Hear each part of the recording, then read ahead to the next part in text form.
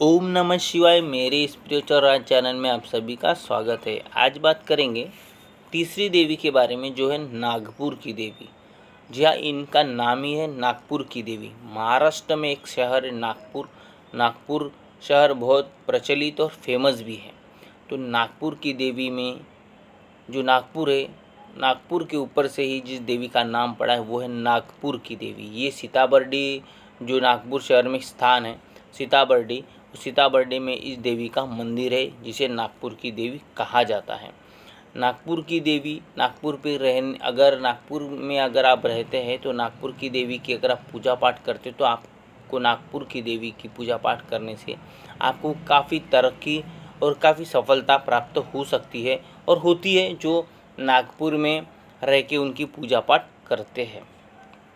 आपको नागपुर में किसी भी चीज़ की कोई कमी नहीं होगी। हर चीज़ में आप आगे बढ़ सकते हैं। हर क्षेत्र में आपका भविष्य उज्जवल हो सकता है अगर आप नागपुर की देवी की पूजा पाठ करते हैं, मंत्र साधना करते हैं या किसी प्रकार से उनको भोग वगैरह चढ़ाते हैं और आप नियमित उनकी पूजा पाठ करते हैं। तो आपको नागपुर की देवी की अगर आप पूजा पाठ करते हैं तो नागपुर में अगर आप रहते हैं तो आपको किसी प्रकार की कोई भी दिक्कत, कोई भी परेशानी नहीं होगी। आपकी अगर जो भी परेशानी, उस परेशानी का तुरंत निवारण होता जाएगा। और अगर आप तंत्र जगत में अगर ये जानते हैं तो तंत्र जगत में नागपुर की देवी का नाम कोई नहीं सुना होगा और किसी ने नहीं सुना होगा।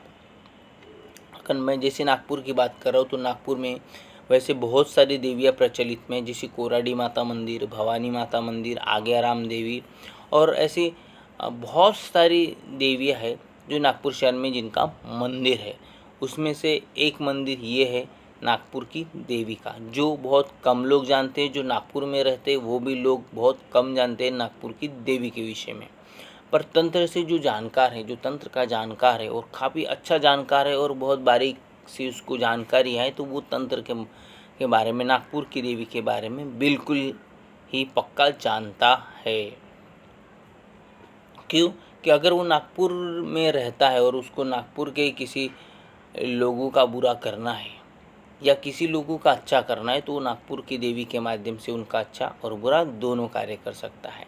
अगर नागपुर की देवी का मंत्र विधान उसके पास है, नागपुर की देवी की पूजा पाठ वो जानता है, तो नागपुर की देवी के माध्यम से वो नागपुर के किसी भी व्यक्ति का बुरा कर सकता है। वो उसके भविष्य को बिगाड़ सकता है, उसकी रोजी रोटी, काम धंधे से लेकर रोजी रोजगार तक, यहाँ तक कि सरकारी नौकरी तक जमीन जायदाद तक उसको बर्बाद कर सकता है। अगर नागपुर की देवी किसी को लगा दी जाए, तंत्र मंत्र के माध्यम से अगर नागपुर की देवी किसी को लगा दी जाए, तो नागपुर की देवी उस व्यक्ति का नागपुर में जीना हराम कर देगी। वहाँ पे वो नागपुर में वो आदमी टिक नहीं सकता, उसके कोई कार्य नहीं बनेंगे, रोजी रोजगार की दिक्कत आएगी, तबीयत खराब होती जाएगी, हर समय समस्या से घिरा ही रहेगा। अगर उसके ऊपर कभी ऐसा होता है, उसको काफ़ी तबीयत खराब है या काफ़ी समस्याएं उसको उत्पन्न हो रही है और वो जैसे ही कहीं नागपुर से बाहर जाता है, नागपुर की सीमा क्रॉस करता है और नागपुर से पार हो जाता है, दूसरे शहर में चले जाता है, तो वो बंदे की सारी परेशानियां वही समाप्त हो जाती है। मेरे पास 6-7 महीने पहले की बात है, एक केस आया था। जो केस नागपुर और MP जो है मध्य प्रदेश, इस बीच में रहने वाले व्यक्ति का था। आप सौंसर जानते होंगे, वो नागपुर और मध्य प्रदेश की बीच का भाग है। तो इसमें मेरे पास एक केस आया था, जिस केस के लिए मैं गया था। तो मैंने देखा कि जो पति पत्नी है उनमें से दोनों की तबीयत काफ़ी ख़राब रहती थी। जब मैं गया, पता चला मुझे कि इनके ऊपर नागपुर की देवी का तंत्र किया गया है।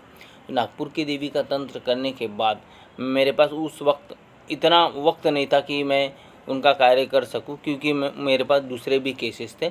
इसीलिए मैंने उनको कल का समय दिया कि एक दिन मैं कल आऊँगा आपके पास और आपका पूरा कार्य करके चले जाऊँगा करके। उतने में हुआ यूँ कि जब रात का समय आया तो रात के 11:30 बजे मुझे फ़ोन आया कि भैया, जो मतलब पति पत्नी थी, उनमें से जो पत्नी थी उनकी, वो पत्नी की काफ़ी तबीयत ख़राब हो गई। उनके सीने में बहुत दर्द हो रहा है, जैसे हार्ट अटैक आता है इस तरह का उनका दर्द हो रहा है, सीने में कोई सुई चुभो रहा है, इतनी ज़्यादा उनको तकलीफ़ हो रही है और ये दर्द से करा रही है। तो मैं क्या करूँ, मुझे समझ में नहीं आ रहा है।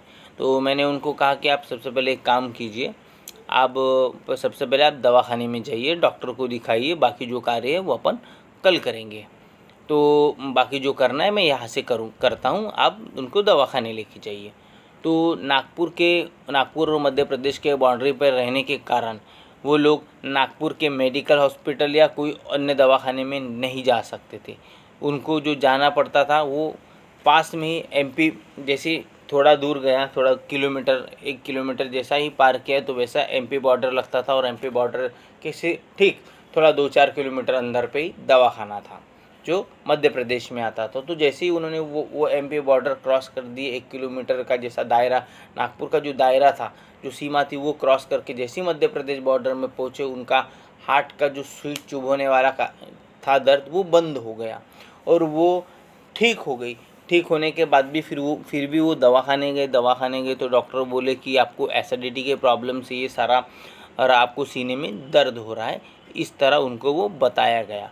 उसके बाद वहाँ से उनको चेकअप करके दवाई वगैरह दे के छोड़ दिया गया। फिर रात के 3-4 बजे तक वो हॉस्पिटल में वही आराम करके सुबह 6-7 बजे वो अपने घर चले आए। जैसे ही 6-7 बजे घर चले आए, जैसे ही उन्होंने नागपुर के अंदर एंट्री मारी, उनके सीने में वापस दर्द चालू हो गया। मुझे 7 बजे फिर फ़ोन आया कि इनके छाती में वापस दर्द हो रहा है, हम डॉक्टर के पास गए थे, उन्होंने एसिडिटी की प्रॉब्लम है ऐसा बताया है करके। तो जैसा ही मैं देखता हूँ तो फिर मैंने चेक किया, जहाँ अपने जगह से चेक किया तो मुझे पता चला कि नागपुर की देवी का असर उनके ऊपर भरपूर मात्रा में हो रहा है और ये नागपुर की सीमा में है, इसलिए इनको तकलीफ़ हो रही है। तो इसीलिए फिर मैंने उनको वापस जाने के लिए बोला। फिर उन्होंने जैसा ही एमपी बॉर्डर क्रॉस किया, नागपुर की सीमा पार की, तो वापस वो ठीक हो गए। फिर मुझे फ़ोन आया कि हम ठीक हो गए करके, हम अच्छे। तो मैंने उनको मेरे पहुंचने तक, उनके घर में मेरे पहुंचने तक मैंने उनको वही बाहर कहीं रुकाया।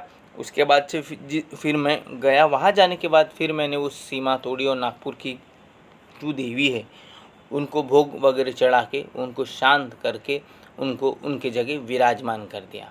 विराजमान करने के बाद वो दाम्पत्य पूरी तरह से ठीक हो गए। आज उनके यहाँ पे कोई भी तकलीफ़, कोई भी परेशानी नहीं है। ऐसा होता है तंत्र जगत में। अगर आपके पास बारीक बारीक शक्तियों की नॉलेज नहीं है तो आप कितने भी बड़े तांत्रिक बन जाइए, आपको एक छोटा सा बच्चा भी अगर वो बारीक जानकार है तो आपके पीछे खिल ठोक के कभी भी चले जाएगा और आपकी ज़िंदगी बर्बाद कर सकता है। यह है नागपुर की देवी के विषय में। आज के लिए इतना ही। अगर आप मेरे चैनल पर नए हैं तो चैनल को सब्सक्राइब कीजिए और बेल आइकन का जो बटन है उसे ऑल पे सिलेक्ट कीजिए, जिससे आने वाली वीडियो का नोटिफिकेशन आपको मिलता रहे। आज के लिए इतना ही। ओम नमः शिवाय।